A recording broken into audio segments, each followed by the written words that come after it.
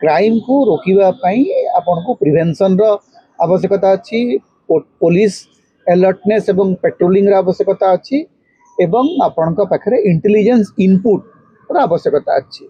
से सबू जिते डीजीपी पाखे नाही एवं इतिमध्य केते घटना आप गणवे, कणास कथा कहतु, बालीपाटना कथा कहतु, बालीअंता कथा कहतु, नयागढ़ कथा कहतु, ओडगाँ कथा कहतु, मयूरभंज कथा कहतु, ब्रह्मपुर कथा कहतु, घटना एते जे गणिबा संभव हो एवं आईन श्रृंखला परिस्थिति को संभाल डीजीपी वाईबी खुरानिया गत 2 वर्ष धरिक संपूर्ण भाव विफल होती। किंतु तो रिटायरमेंट समय आसीगला, से तो अगस्ट मस रिटायर करेंगे। अगस्ट पूर्व बर्तमान किए डीजीपी हे नहीं चर्चा चली, किंतु ए प्रसंग में आईन मंत्री भूमिका कौन? आईन मंत्री कौन गृह विभाग दायित्व अच्छा? गृह विभाग दायित्व माननीय मुख्यमंत्री अच्छा, उत्तर माननीय मुख्यमंत्री रखा कथा।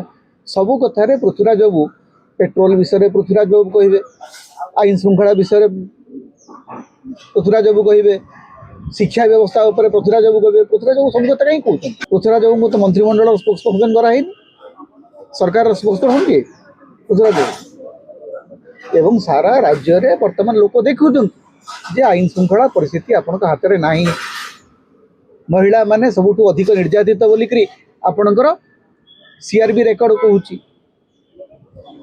तेणु जो सरकार निजे निजर दोष को स्वीकार करने परिवर्ते दोष घोड़ाइबा को चेष्टा करती और फिल्मी डायलॉग मारती। डीजीपी कहे मुझे एनकाउंटर करी, क्या एनकाउंटर कले गोटे एनकाउंटर केस कौन एवं कौन पे एनकाउंटर करेंगे? एनकाउंटर करवाटा हूँ आप ह्यूमन राइट्स एगेन्स्ट रे जाऊँ एनकाउंटर करूँ। प्रथम कथा है खोला खोली जो मैंने कणासरे आप देखिए गोटे छाती थरीगला भाया दृश्य एवं परिस्थिति एमती है पुलिस थाना भितर जाकि बीजेपी कर्मी मैंने पुलिस बाबू को माड़ मार तो कौन करेंगे? जो पुलिस प्रति जो पुलिस निजे असुरक्षित पुलिस को मारिक कौटी फोपाड़ी देले कलाहांडी आप देखिए अनेक जगह पुलिस माड़ खाऊँ। मजिस्ट्रेट मान बाली माफिया माने गाड़ी चढ़ई ट्रक चढ़ई मारिदेवार उद्यम कर हत्या उद्यम चली। ऑफिसर मान खोला खोली बीजेपी कर्मी मैंने धमक दौरान। तेणु ये जो अराजकता ये अराजकता तो निजे बीजेपी सृष्टि कर।